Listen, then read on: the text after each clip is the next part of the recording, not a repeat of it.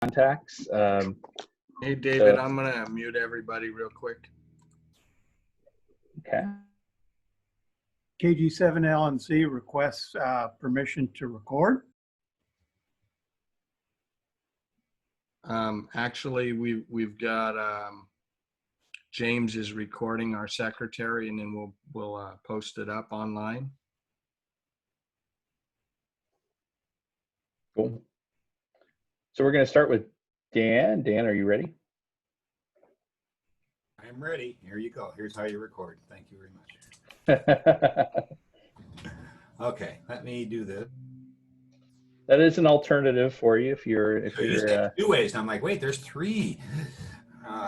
Okay, so I am going to talk about how to use N1NMM November 1 Mike as a logger. I've been using it for years now, and it works great. Kind of goes in conjunction with that email I just sent out last week. Little PDF on how to use and get started with N1MM. It's a great logging program. It's got 100 rabbit holes, and I don't want to go down except two of them. How to set up a database and how to do some basic logging. And it would be just too easy to start going, well, how do you do this and how do you do that? We can have a separate session if you like on that. So I'm going to go ahead and share my screen if I can. See if this works. And you should now see a copy of N1MM on your screen. Is that true? Yay, thumbs up, thumbs down? Yep. Okay, good. So I'm not going to get into how to install it because you just need to go up to Google and type in N1MM download. Just run through basic setup. Once it's installed, first thing you have to do is an update to get the latest, because this thing comes out with updates almost weekly.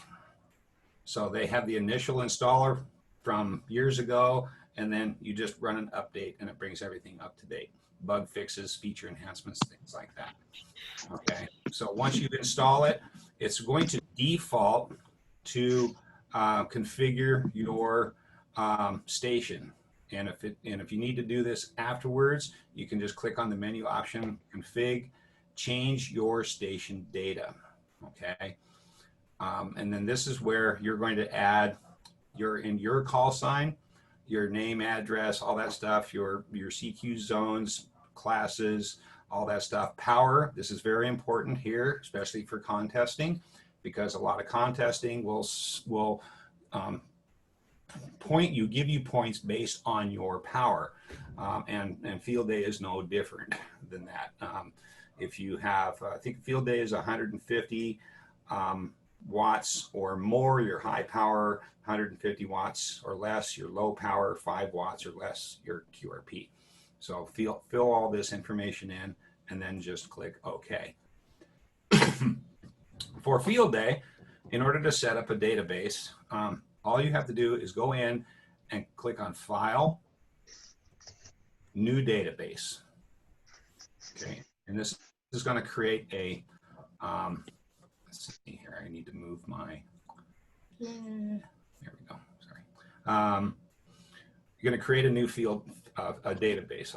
For field day example here, I'm just going to call it field day.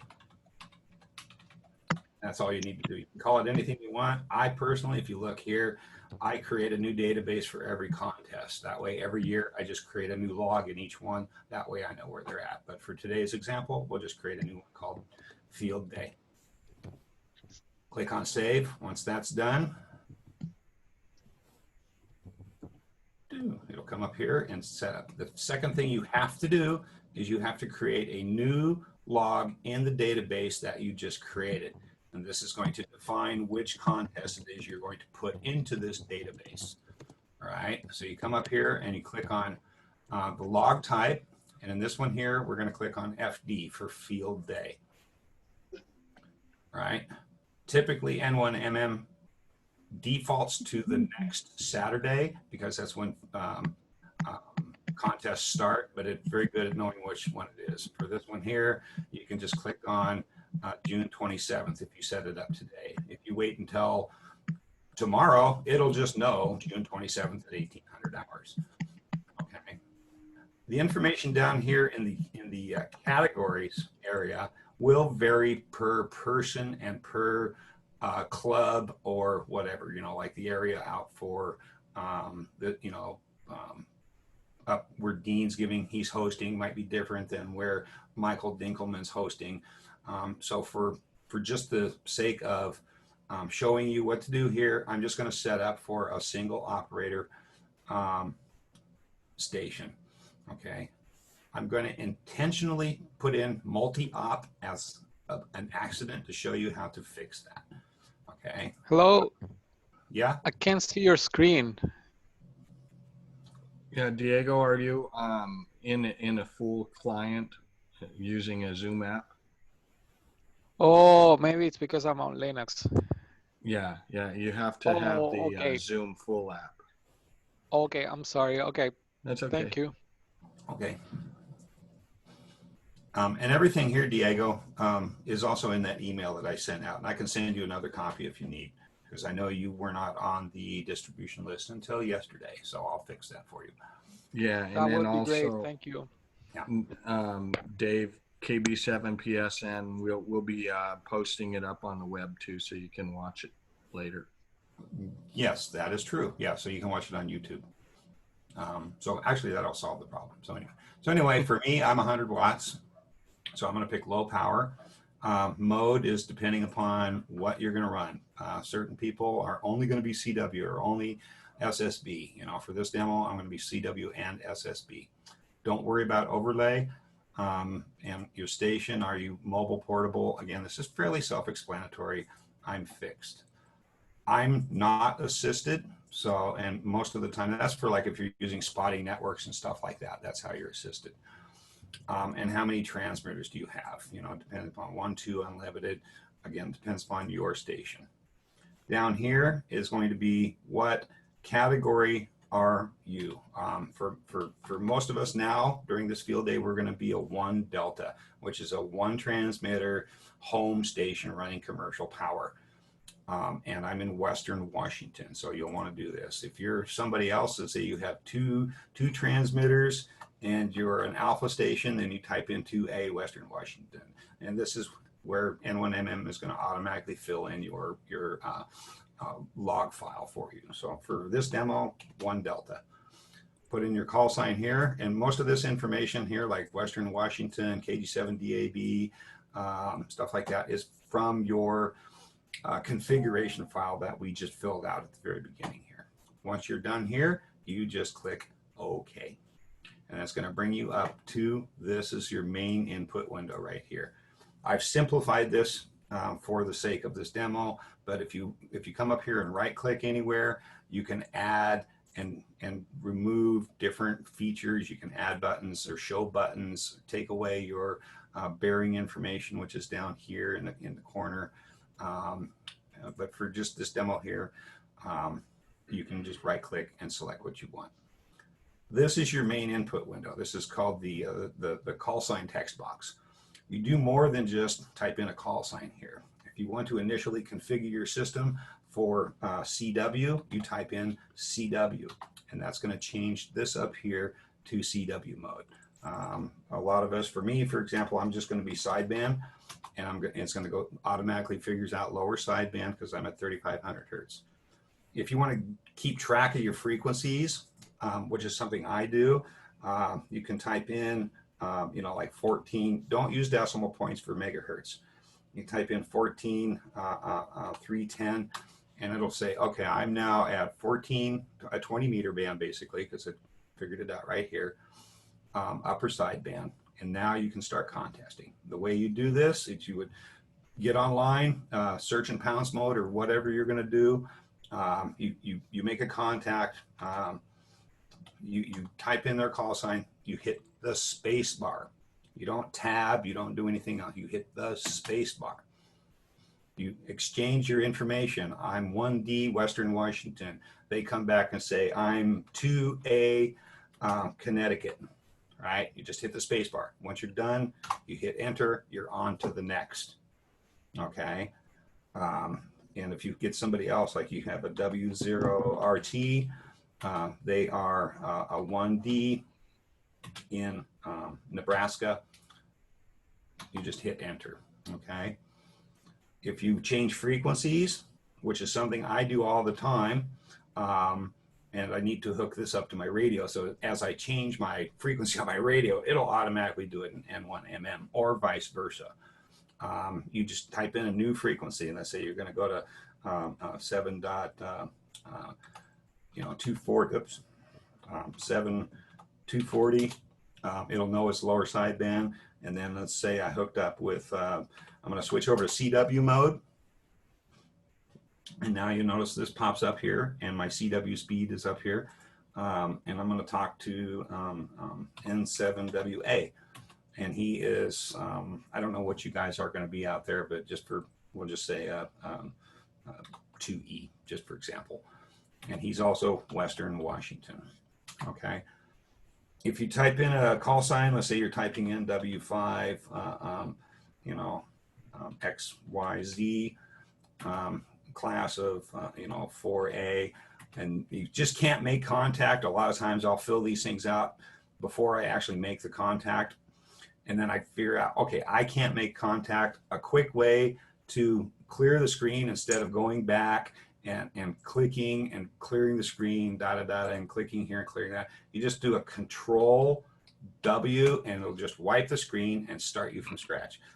A feature I use all the time. Very, very handy. Okay.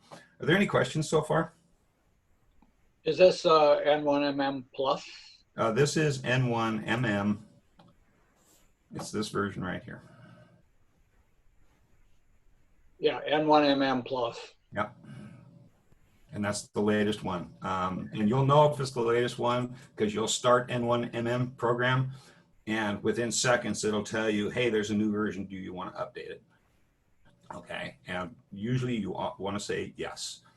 All right. Another nice feature is you come up here and say you change to 14.320. You type in, W4RR class 1D, and you come in here and you type, Western Washington, but you forgot the W, and you hit enter. It's going to say our missing or invalid section. It knows all the sections for each contest that you enter in. So if you're sitting here hitting enter and nothing's happening, it's because you're going, oh, I have the wrong or invalid section, and it's like, oh, I forgot to add a W up here. Okay, so it's Western Washington or Eastern Washington in this case here. Okay. Any more questions before I show the log? Because I think, Dan, yeah. are you going to show a dupe? A dupe? Oh, sure. I can do it. I can do a dupe. You could do one W1AW again. Yeah. W1AW. Actually, where was I on W1AW? Let me. Actually, you had W1WA.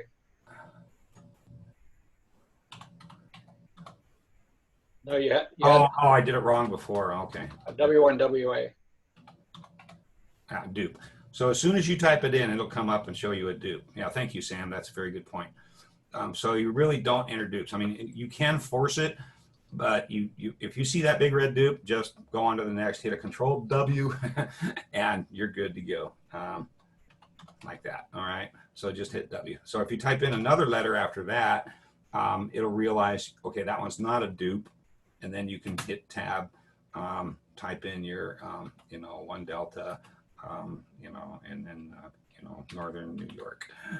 Okay, like that. All right. Do we need to change operators? No, you are always you are the same operator, always.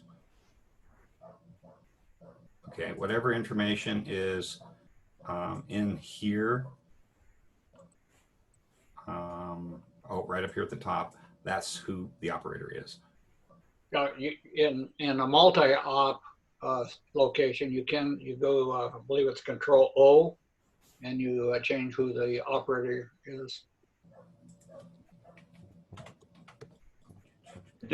Do we need to worry about that, or is that changing operators is not important?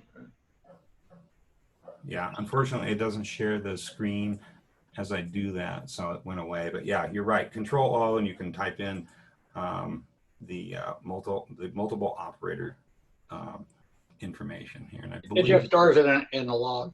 yeah, move, multipliers. So there's a lot of information for basically for this demo.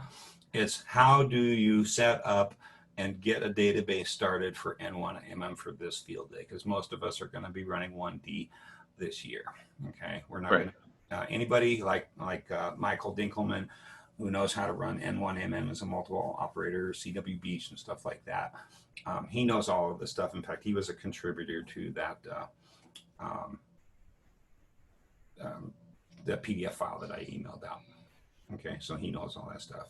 So yeah, there's just there's just so many features in here that I could spend 2 hours talking about what I do know about N1MM, and then I could spend 3 hours talking about what I don't know. Okay, it's just that big of a program. For basics though, create a database, create a log, and then just start logging. Okay, so once you're done logging, and the contest is over, and you're going, okay, what are my scores? How do things look? I want to see if this works. For field day, there's a couple of things you can do here. I want to see if this comes up or not, and it does not. So I'm going to stop sharing. Share. So I went up, and if you saw that I went and clicked on the window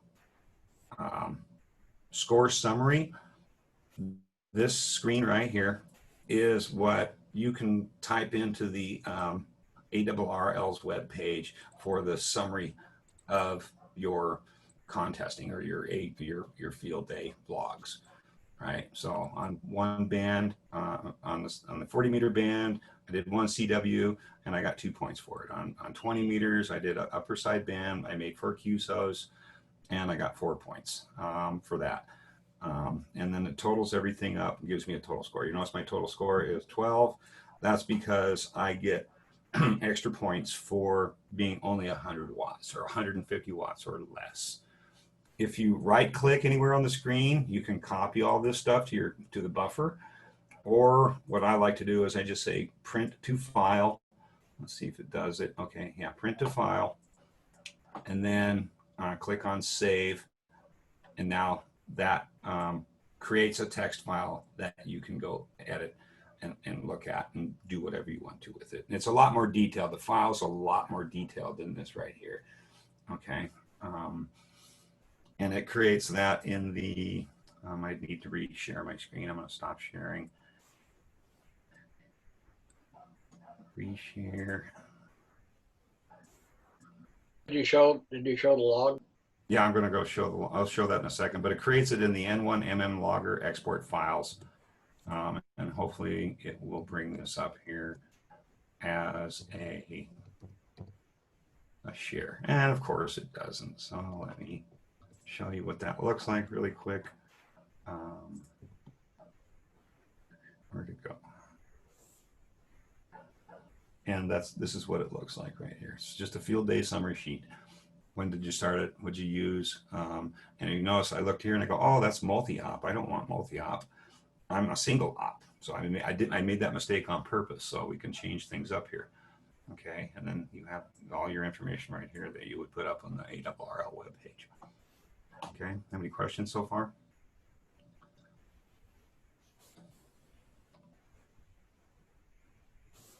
Okay, so now I'll go back to N1MM. And then another thing we do for field day, as well as many other contests, is come up here and export your Cabrillo file. Okay, and it's going to come up and say it's going to be using this cent information, the 1D Western Washington. Your category is all this. This is also a great place to say, oh wait, I'm supposed to be single op. Okay, and if you just click on yes, save the file as KG7DAB in the export files, click OK, and then edit. I don't think it's going to come up. I'm going to have to reshare. So this is what the screen looks like here. This is your basic Cabrilla file. This is all the information. Contesting, unlike non-assisted, mixed, low power. Wait a minute, multi-op, that's not right. I need to redo that. Well, I don't want to have to go in and I could manually type it in right here, something different, or if I made multiple mistakes, I can go back to N1MM. This is a kind of a cheat. You just click on File, Open Log, and you're going to open the log you already have open, if that makes sense. Okay, which is this one right here. And you just come down here and say single op, make sure everything else is right. Transmitter, oh, that was wrong too. Only one transmitter. And then you just click OK. And everything is good to go. So now when I click on File, Generate Cabrilla File, it's saying 1D, Western Washington, single op, one transmitter. Okay, now I got it right. Okay. I'll save it to the same one because the other one's worthless. Overwrite it, yes. Edit, and then I will stop sharing and share this right here. And it went in and fixed everything right here. So I'm a non-assisted single op with one transmitter. Okay, and all my data is still untouched. Okay, any questions there? Yeah, Mark's got one. Yeah, go ahead, Mark. We're gonna go over you said go up to the ARRL page and upload this.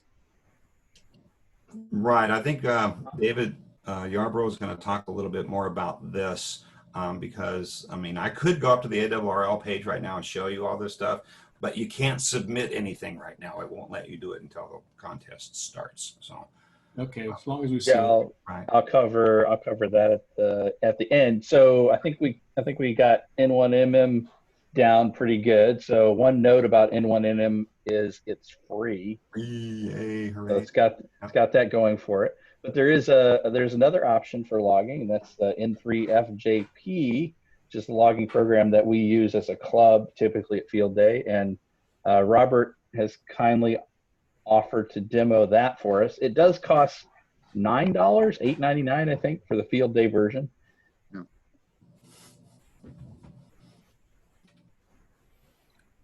Thanks, Dan. N1M1 sounds like it's idiot proof. Yeah, I think they're disco, actually, yeah.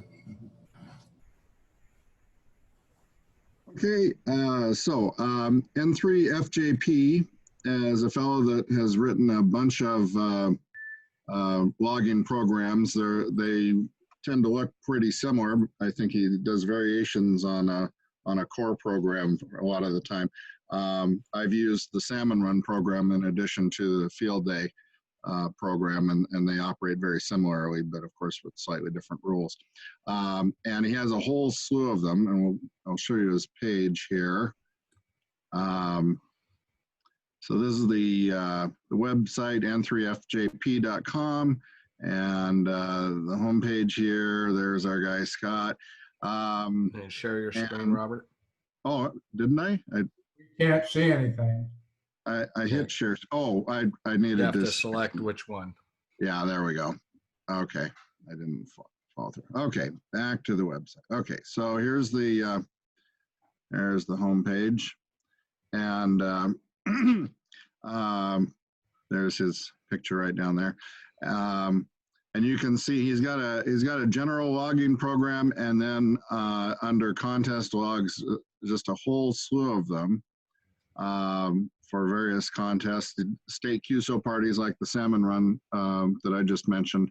The way he does it, as opposed to N1MM, is these are all separate applications. You can buy just the field day if you want, or you can buy a package, $50 without a CD, and I think $65 with a CD. We'll see that in a minute.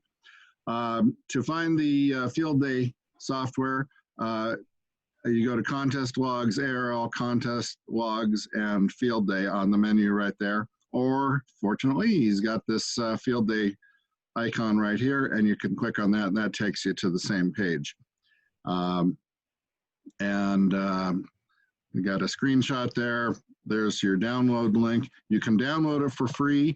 It is without a registration, without a paid registration. It's limited to 30 entries on the free version. And down at the bottom of the page, you have the payment options, registration options. PayPal is easiest if you're set up with PayPal. There are ways to pay with a credit card, but you have to contact them, I think, or something like that. And here's the options. I was talking about the bundle options. Basically, it's you get all, licenses to all of his different contest and logging apps. Again, $50 without the CD, or $65 with a CD, and versus $8.99 for the field day contest alone. And you just to get the app itself, just right click there, save as, and it downloads in just seconds. Installation, I have some screenshots here. Let's see. Yeah. So then there's the downloaded file in my download directory. I double click on that, and whoops. Yeah. There we go. Okay, and just walk you through the install screens. There's not really much you have to do here. Just wanted to make sure you're comfortable with it. You got to prepare and to install, and then that goes away as soon as it's done its extraction. Then you start interacting with the install shield wizard here. It's pretty standard stuff. You don't really need to change anything as you go through. In fact, it's probably a good idea, I've found with most software. Let it install wherever it wants. So you just click the next button. There are a few options here, but basically just click right through that. And at the end, there's an option that it'll check automatically to launch the program, and you finished. Can you make it larger on screen for us? I was in full screen, I think. Those windows are a little smaller. Maybe that's, you mean this? Oops. Yeah, that's probably a problem with Zoom. These windows are screen captures. They don't they're fixed size and they don't occupy a full screen. But anyway, in a moment I'll have the application up full screen. Okay, so when you run it,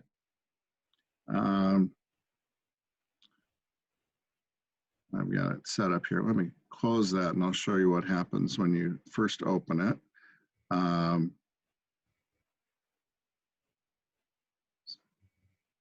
need to get rid of that background. Okay, so I'm actually opening an existing database here, but we'll come back to that. Let me do a file new. You will get that setup screen. Maybe I should go through that first. You will get that setup screen when you first open it. Come on. You got the Zoom stuff in the way here. Why is that not? Oh, there we go. Okay, got that out of the way. Okay, so when it first comes up, it will present you with this settings pop-up screen. In fact, that will come up every time you open it, unless you uncheck this box. And I've got this set up from, actually what I did is I took last year's 20-meter field day data from K7 LED, and this is actually the K7 LED version of the program that I've got here from the 20-meter station. And so I'm set up for that on these settings, but yours would differ. Of course, your call sign, latitude and longitude, we're all CQ Zone 3 and ITU Zone 6 in Washington and I think the whole West Coast. Of course, we're 6 Alpha, Western Washington. You will be whatever you are, 1 Bravo, 1 Alpha, depending on how many people you have and how many transmitters you have. And then your operator call sign and initials go in here. And then when you're done with that, click on done. And I'm going to start a new file to show you basic operations. You can start a new contest with a current database file, or I recommend starting a new database file or new file location. And we'll just call this a demo.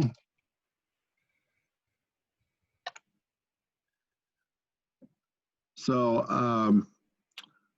familiarize you with the layout here. If you've operated at field day, of course, you've probably used this at least up on the bluff.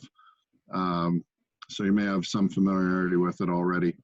The upper left here will be the listing of your contacts, and it will either list the last 20 by default, or you can list all for the entire contest. You can check this current band and mode to limit it to whatever current band and mode you're on, or you can uncheck that and see all your contacts.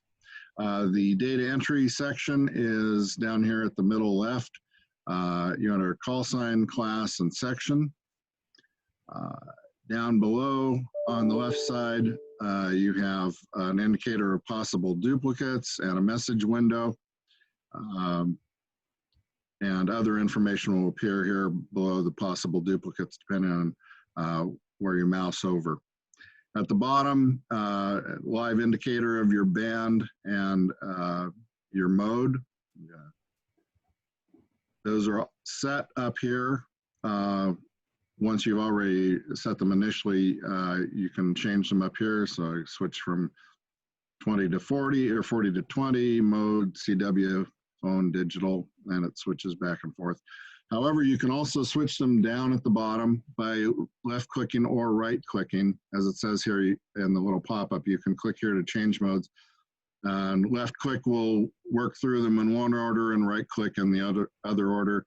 Left-clicking on the band goes up in frequency, down in wavelength, and right-clicking now goes the other way, down in frequency and up in wavelength.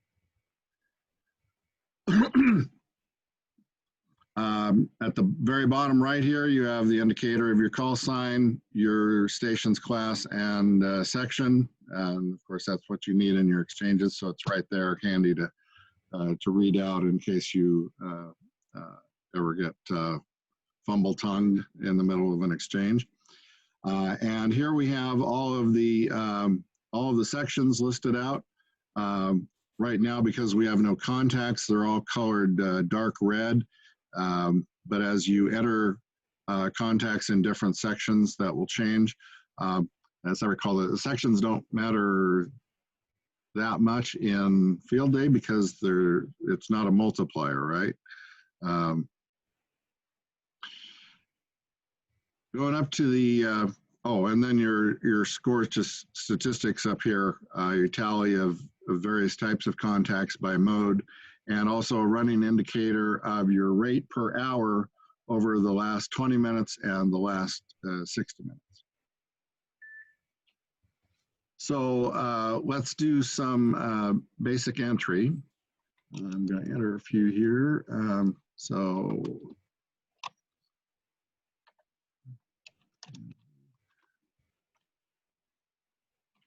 Alpha and North Dakota is the section, and it pops up a little indicator that says new there. There are some safeguards built in to the call signs. For example, if you enter 3 letters in a row, it will recognize that the third character isn't, second and third character wasn't numeric, so you don't have a valid call sign that you're entering there. I don't know if it has, yeah, it has checks on the class and of course on the section.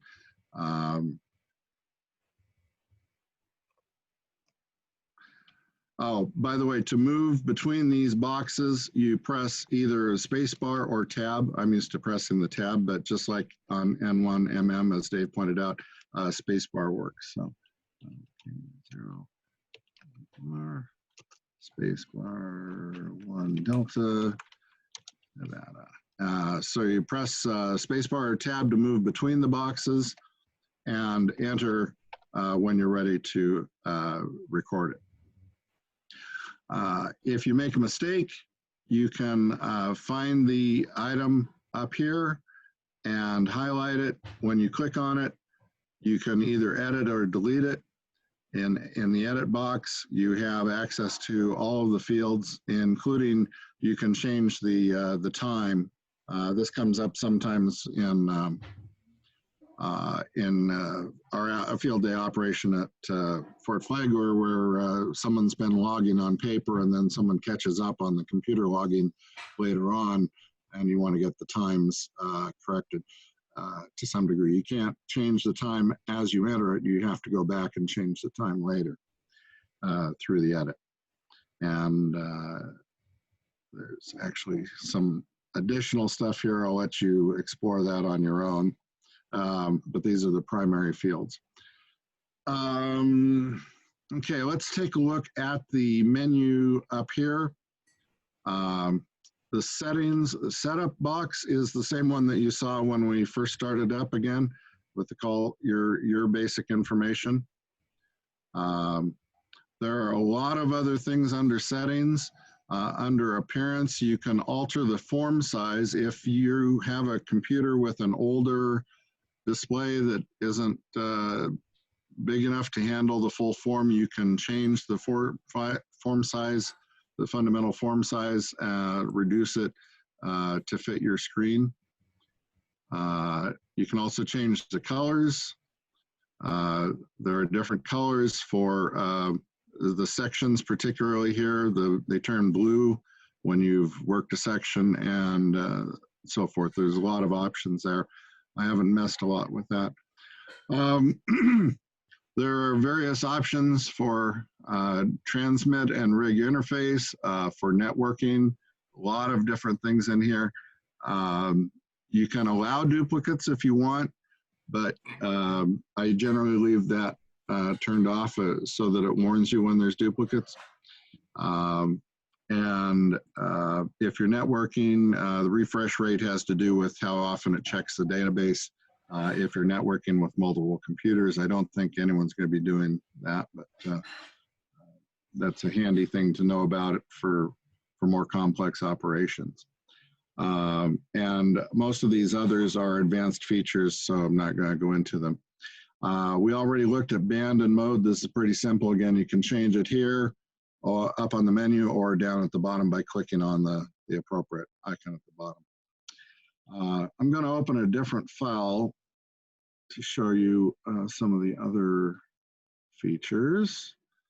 This is some data from last year's 20-meter station that I've actually massaged with a few tricks. By the way, the data is actually stored in, when you install it, it will create a folder under your documents folder called Affirmatech, under that N3FJP, and under that ARL Field Day. And you may notice here that there are some Microsoft Access databases in here. That is how this stores its data. It's a very simple database. It just has one table and nothing else in it. A lot of fields in the table. But you can actually, if you're familiar with Access, you can go in with Access. And that's what I did to massage some of this data to do a couple of things. For example, I've changed all the dates and times to as if they were yesterday and today, as if we were in the middle of field day right now. Well, we're past 11 o'clock, so past the closing. But so on the view menu, you have statistics. You can get the basic statistics of contacts. As I said, I massaged some of the data, so some of the contacts are showing up as 40 meters and 15 meters now, showing what it would look like for a multi-band operation. You could scroll down and see by sections and states and so forth. And down here at the bottom there, you can change that to sort alphabetically instead of by highest occurrence. So interesting options there. By the way, also, if you hover your mouse over a section that you've worked, the data for it will appear in the lower left down here. So when I hover over Eastern New York here, we can see Eastern New York, we've worked a total of 1, and that was on 20 meters on phone. Let's see here. There's, well, they're all going to be phone. Here's an interesting one. Okay, Orange County. So we worked a total of 25, 3 on 40, 21 on 20, 1 on 15, all by phone, so to speak. Let's see. Oh, wanted to show you how data entry works with duplicates. It will warn you of duplicates. So if I enter something that's already in here, and oops, did I delete that? Maybe so. Oh, yes, I did. Okay, wrong one. Sorry. W6CR. Okay, as I am typing it in, it is analyzing, in fact, even back there, just when I had the first 3 characters typed in, it's already identifying it as a possible duplicate, and it's finding 2 call signs already in the system that have those characters in them. In this case, it's not always the leading characters even. We had a WW6I apparently, which is interesting. And as I finish typing it and tab out of the call section, it informs me it's a duplicate, and it automatically clears the entry. And then you can hit the clear button there or press the escape button to clear the message and go back to normal entry. Oh, the other thing I missed there, 6 ICR. Duplicate. It identifies, it shows you up here, it momentarily hides the full list and shows you that the entry that had that call sign from earlier. And then when you clear it, you go back to the main list. Notice that this is not the current or the last entry in the system. It's back in the middle. And then we clear that. Oops. Oh, I guess I need to hit the escape key to clear the display up here. That was interesting. I thought it should clear that. Duplicate. Maybe it just took some time. And it's talking. Yes, it is. It talks to you. You do have to hit the escape key, apparently, to clear that listing there and go back to your regular listing. I was talking earlier how you can limit the list to current band and mode. Let me change the band to 40 and if I now click on this, then it limits it to just the entries from 40 meters. And if I unclick, you go back to the full listing with the most recent contacts up here from 20 meters. Any questions so far? Ivy has her hand up. Go ahead. I was wondering, how do you do DX contacts? Oh, yeah, we actually have some DX contacts. And you should have had one Croatian, one German. Because we do occasionally get folks outside of the North American continent. Yeah. You enter them as just, they would be. You just enter them as DX. Yeah, you enter them as DX for the section. Their class is going to be 1 Delta typically, because they are entering in field day. So let's see, F7 ABC. So a French, say a French entry, 1 Delta and DX. So if we contacted a station in France, that would, and there you can see them in the listing. And it identified the country France. By the way, there's a list in here. It's quite extensive. I showed you the statistics a moment ago. Let's go back to this view graph. We'll show you a graph of your activity. This is always handy during a contest, being able to see how the activity has gone over time. You can see this is the pattern from last year's 20 meters, although I cut it off by deleting some at the end. There's our decline in the late evening, and then our downtime, and then Sunday morning activity.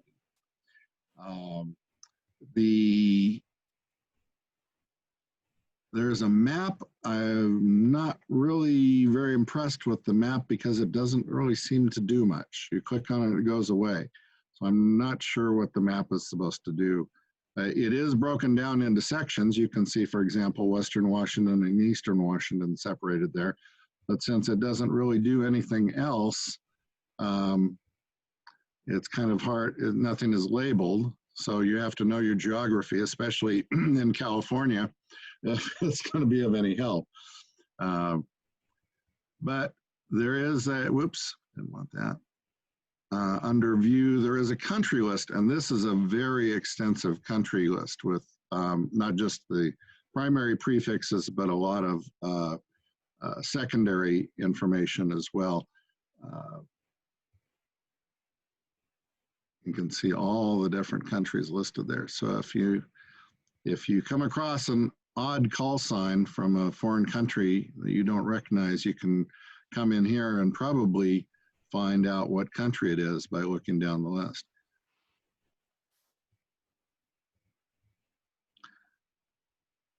And then a DX spots summary graph. We don't really have that because we're not operating spots with this. That pretty much covers the operation. Let's see, I guess I will show you one edit here. Let's go in and edit an entry here. Let's say that we got this, whoops, I don't want to do it. Press the wrong button, come on.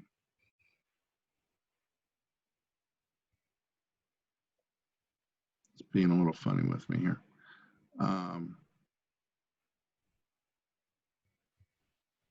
There, okay. For some reason it's scrolling that off. Let's say we got the call sign wrong, and this is actually LV. And if you edit the time, you need to be careful about putting in the full digits and colons here, by the way. So if I edit this time to 04, say that was actually earlier than we got it put into the database.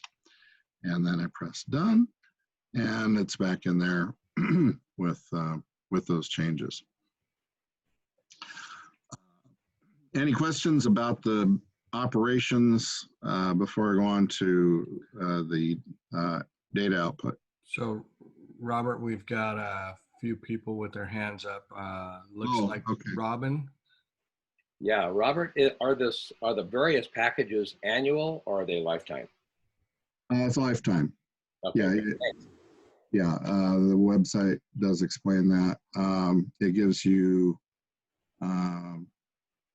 all of his software, free upgrades, no annual maintenance costs, pay once you're set up, and I think I read somewhere, even if he comes out with like a new program, you're entitled to that too.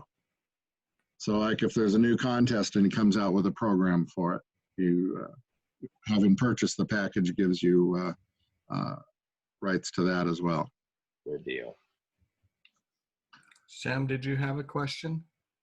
Yeah, Robert, is there such a thing as, or have you made a quick reference card or sheet? It's been a couple of years since I used this at another field day, and it tells you tab does this, escape does that, da da da da da. No, I haven't made anything like that, I'm afraid.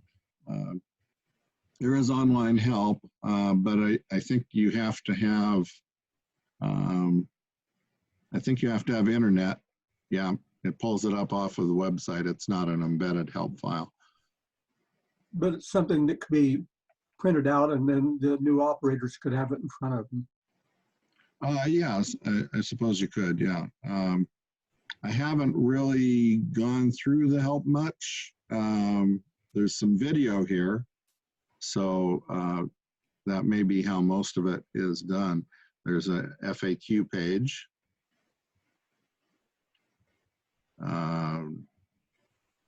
Yeah, whole list of frequently asked questions there. Well, basically, we can find it out and print it out. Okay, thank you. Yeah.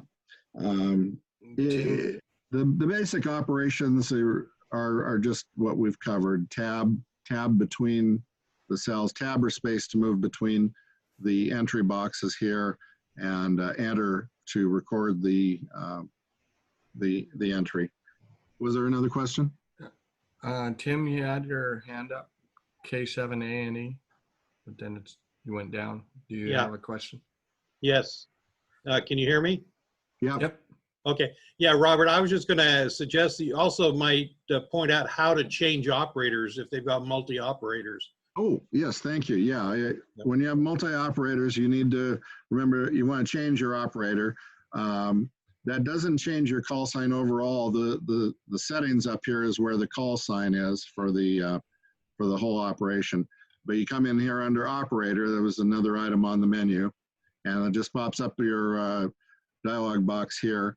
You can also go back to the settings box, the big settings box here. And for example, if we were switching from myself to Tim, we would do that. And that now is also reflected in the settings down here, the optional under the settings. So you can change it in either of those places. Thanks. Okay, that covers all of the operations. Oh, by the way, there's a little clock down at the bottom. You keep your computer clock set to your local time, and it compensates. As you can see, it's figured out what UTC is. It seems to do that automatically based on your Windows clock settings, what time zone you're in, and whether it's daylight savings time right now or not, because I've never had to set anything or found anything to be set relative to the clock. So, well, that would be interesting, because if you were in Arizona, they don't go to daylight time. I wonder if it's going to compensate for that. interesting question. Well, again, it's picking it up from your Windows time. It knows where you are. Yeah, I don't know.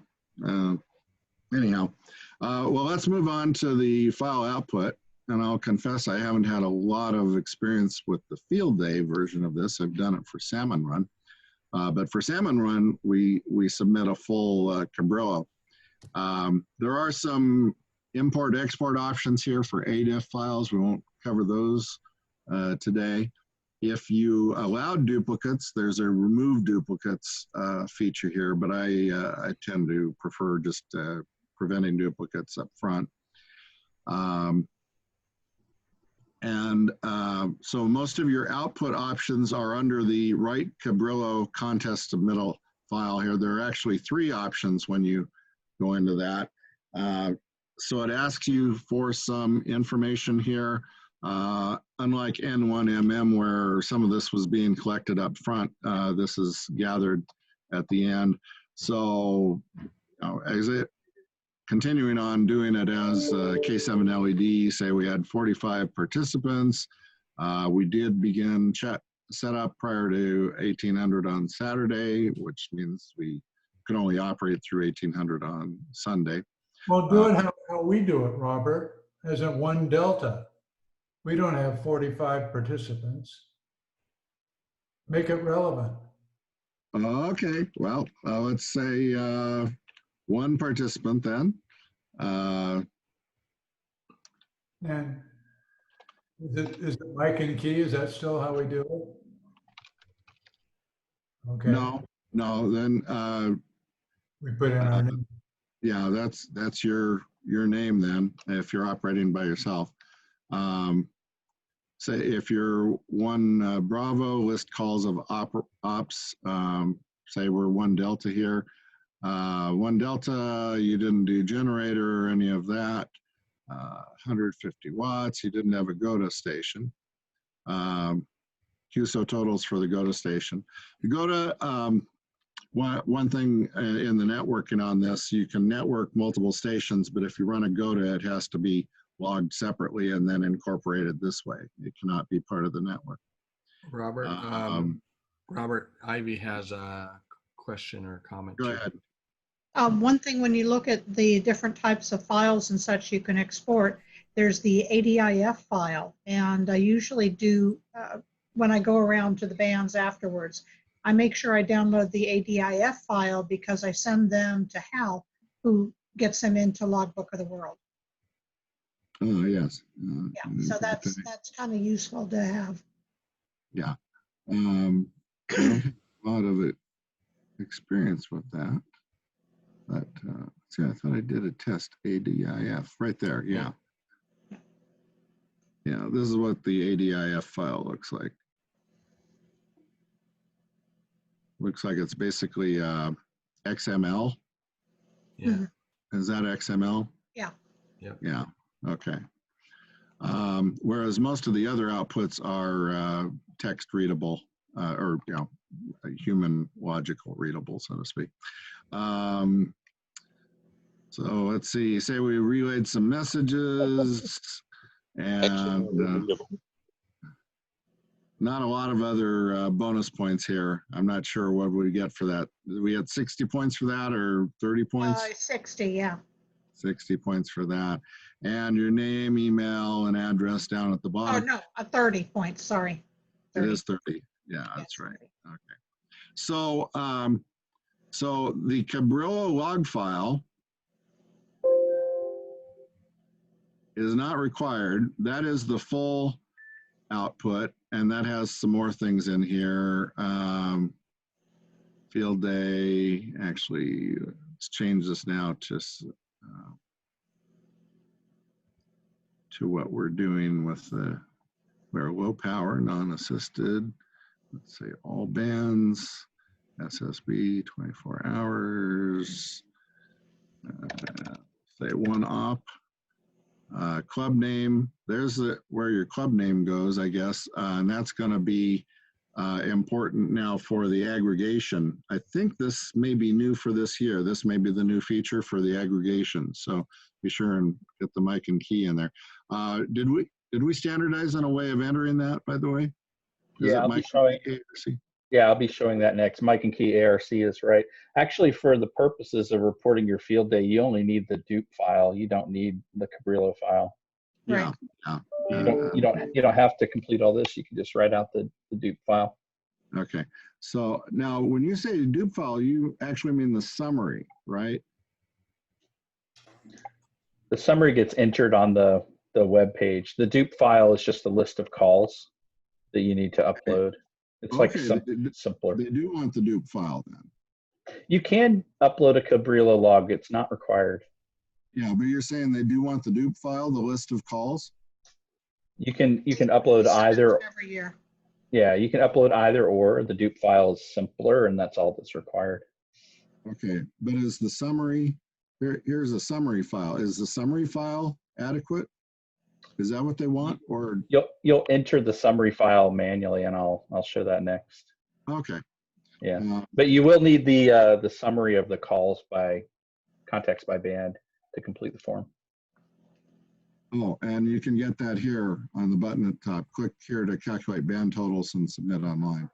And so it pops that up, and then you can copy that to the clipboard and then paste that into Notepad, for example, or anywhere else.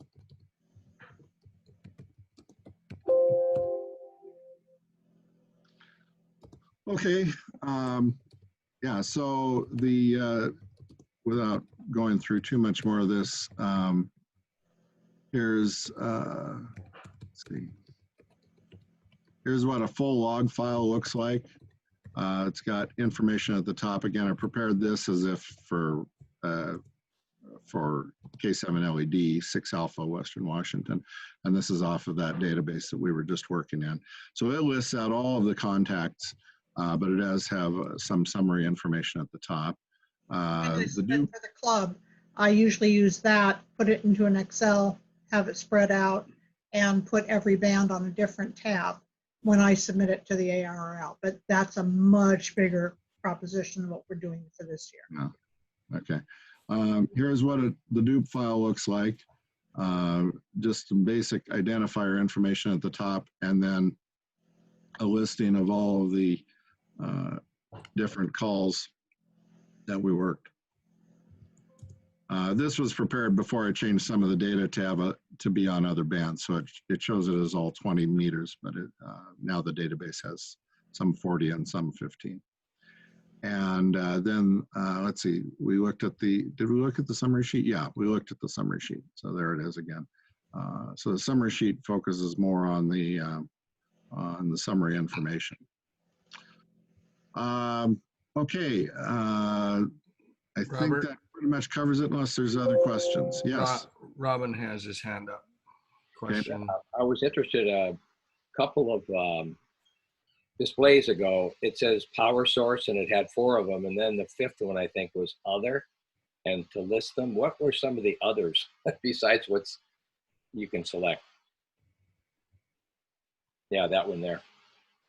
Because it has generator, battery, commercial mains, and solar. And then other, what would other be? Wind. Human powered. That'd be the bicycle pedaling. Pedaling. Bicycle? Okay, got it. How about wind power? Yeah, that's an idea. Yeah, wind. And Robert, Al Hopwood has his hand up next. Go ahead, Al. Hi, guys.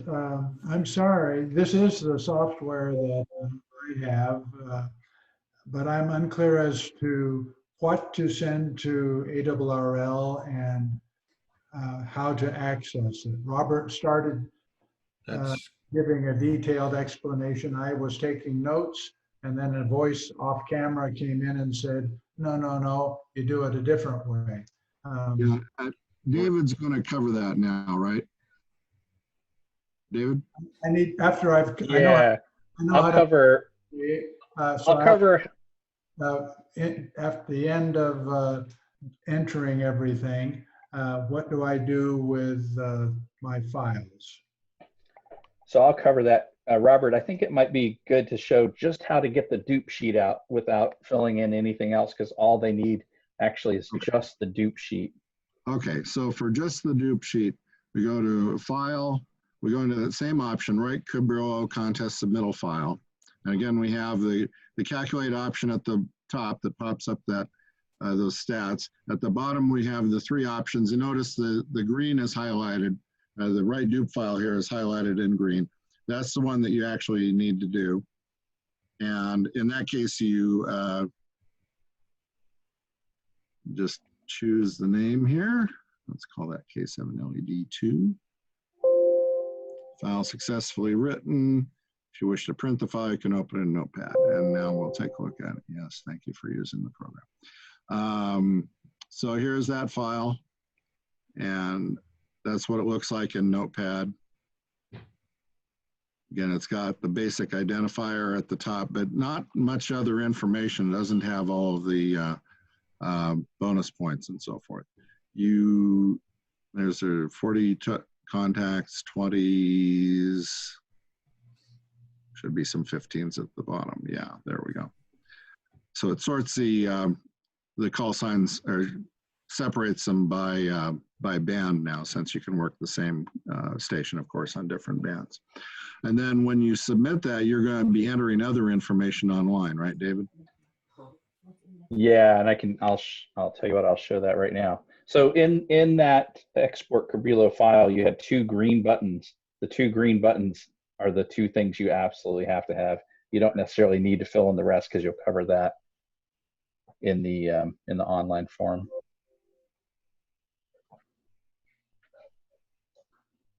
Okay. Any other about the operation on N3FJP?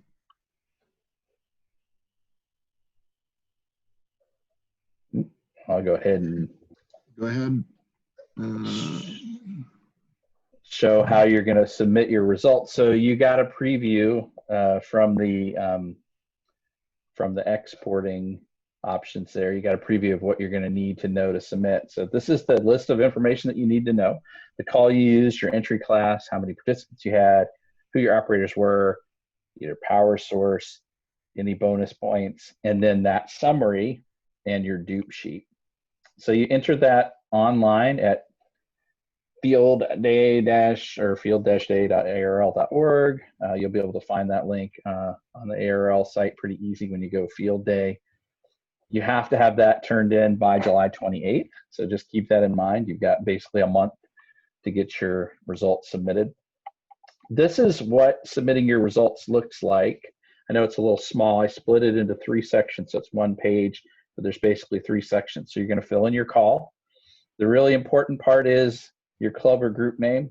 That's Mike and Key ARC, as it is there. So everybody pay special close attention to that. It's really important. So we are using the ampersand and not the word and. Yes, exactly like that is how we'd like you to enter it.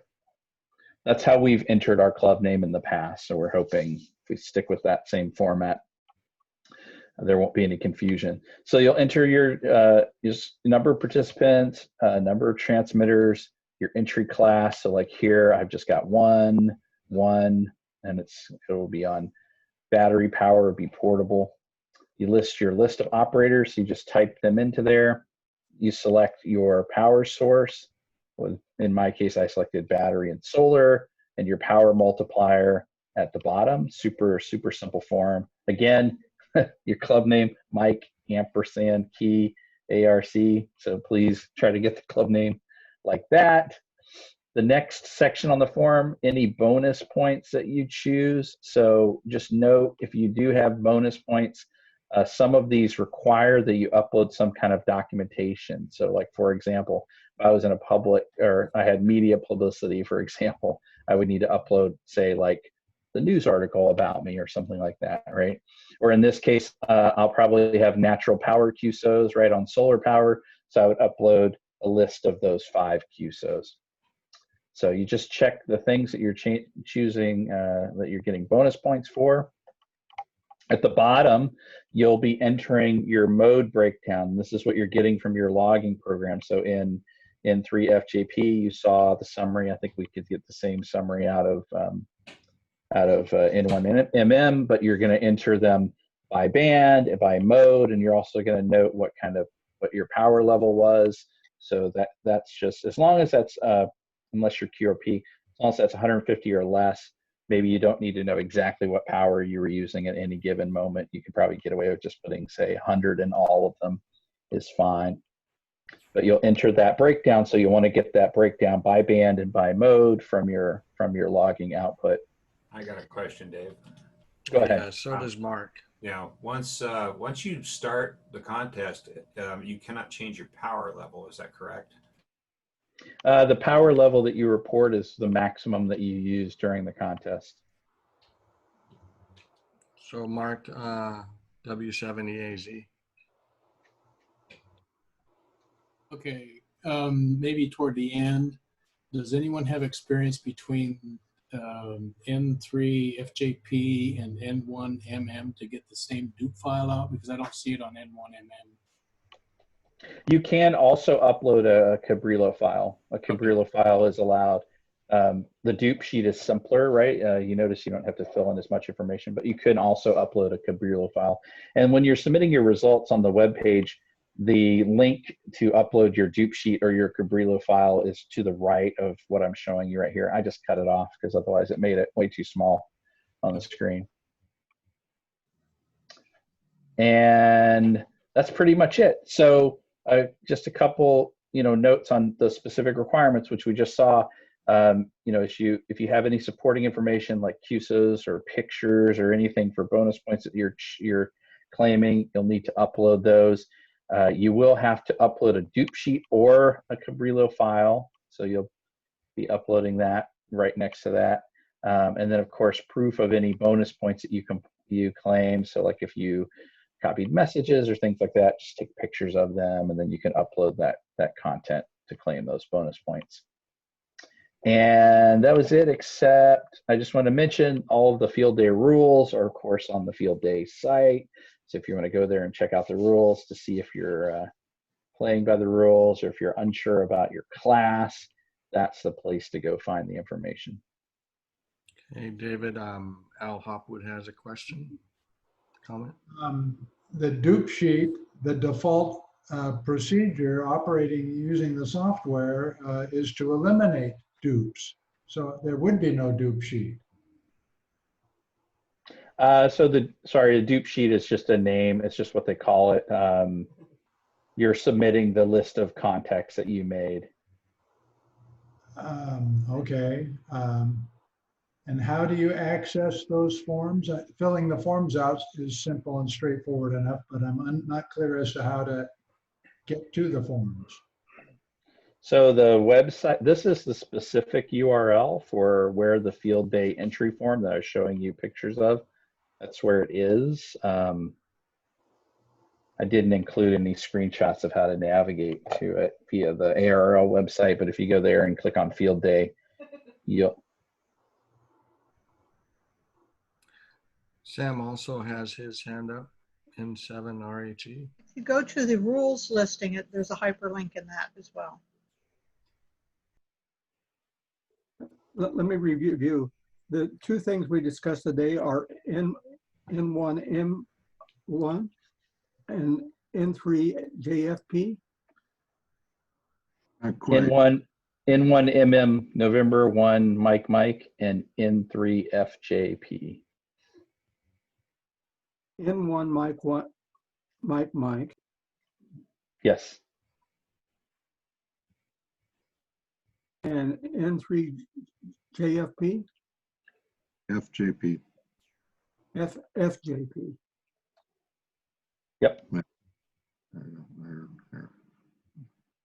And those will be available after they're posted to go to the Key web page and then click on presentations. That takes you to YouTube. Well, we're gonna post our video that we're making here up to the YouTube channel. Thank you. Yeah, and Ivy posted in the chat window, if you want to do a web search and field day software, they'll be on the top of the list.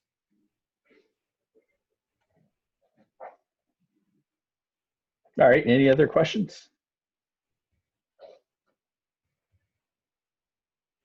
All right, hearing none, I think we're done.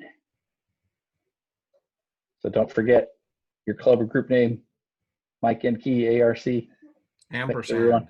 Ampersand, correct. I had an idea I want to share, as long as we got people still here. When earlier in the meeting, when Dave was noting this would be the first time in a long time that in decades that the club didn't operate from Fort Flagler, I thought, there is an option if somebody wanted to do it, and I'm not necessarily the person to do it because I've already made some plans, and it's a long ways for me to get over there. But Fort Flagler is open for day use.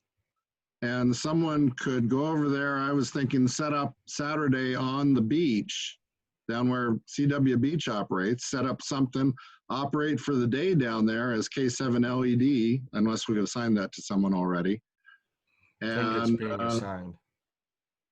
It has? Yeah. Oh, okay. Ampersand. Ampersand? Yeah, Dan? Mike Ampersand Key. Oh, yes. Well, anyway, it was a thought. Somebody could operate over there without camping. They are open for day use, so you could set up and do a portable operation there. I got a question. I got a comment also on N1MM. Go ahead, Hal. I just used it for the VHF contest this last weekend, and it married very, very well with WSJTX, where I could have them both open and working digital mode, FT8, and the logs contacts were logged in N1MM. And then I could switch over to CW or sideband and manually log my calls in as as I made contacts, and switch back to FT8, and it would automatically log everything. Pretty cool. It had the CW and sideband entries that they showed here. There's also an entry if you put in FT8, it'll automatically start up WSJTX and go ahead and operate. One of the recommendations is when you go to CW or sideband is to close WSJTX. But anyway, it was really, really cool operating. If you're operating at home, multiple operator, you want to do some digital work, you want to do some CW or sideband, you can switch back and forth pretty easy between them. And everything gets logged in the N1MM. So on that, Hal, last night I gave a really quick demo. If you're going to run FT8, there's a really, really cool Swiss Army knife called a tool called Grid Tracker. And the Grid Tracker program, when you set it all up, you can set it up to automatically log to your logging file, and also upload automatically on as you're doing the individual QSOs. It'll update the logbook of the world too. So right. That was a really cool, and it shows the maps of all of the grid squares, and it does a little animation of here's where you're sending to, and it does like a little arch to show you where you're sending, and you can target other call signs or states or other stuff.